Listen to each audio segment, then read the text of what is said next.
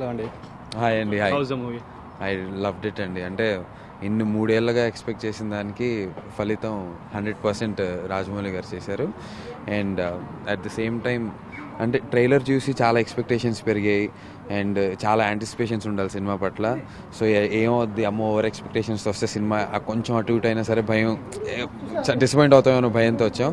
But expect చేసిన దానికంటే 10 times ఇంకా హైయర్గా ఉండింది. I really enjoy the film. Yeah, ఇప్పుడు మీరు యూఎస్లో మూవీ చూశారు. How was the feeling of the fans? నేను ఇక్కడ ఫస్ట్ టైం అండి యూఎస్లో అంటే సినిమా వచ్చి థియేటర్లో చూడటం ఇది నా ఫస్ట్ టైము.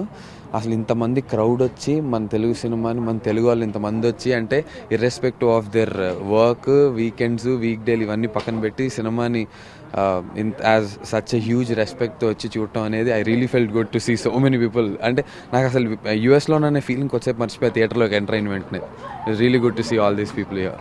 యా, ఇప్పుడు ప్రభాస్ కూడా ఒక 3 years ఏ మూవీ చేయకుండా టోటల్ బాహుబలికే లీనమైపోయారు. So how is Prabhas? అంటే ఒక యాజ్ అన్ యాక్టర్గా అంటే బీయింగ్ అన్ యాక్టర్ మైసెల్ఫ్ నాకు ఒకటే సినిమాని 6 నెలలు చేయటం అంటేనే చాలా కష్టంగా అనిపిస్తుంది. అంటే to be in the same character and do it చాలా కష్టంగా ఉంటుంది. అలాంటిది ఒక 3 years ప్రభాస్ కానీ, అనుష్క కానీ, రానా కానీ వీళ్ళందరూ డెడికేట్ చేశారంటే హ్యూజ్ రెస్పెక్ట్ దెమ్.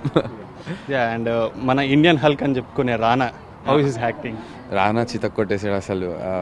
అంటే రాజమౌళి గారు ఏ ఫార్ములా అయితే నమ్మారో విలన్ హీరో కంటే కొంచెం ఎప్పుడో ఒక మెట్టు ఎక్కువ ఉంటేనే హీరో అతన్ని కొడితే హీరో లెవెల్ పెరుగుతుంది అన్నట్టు.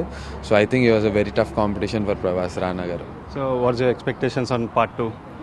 అసలు క్లైమాక్స్ లాస్ట్ షాట్ అంటే అక్కడ అవుతుంది అని ఎక్స్పెక్ట్ చేయలేదు సినిమాని.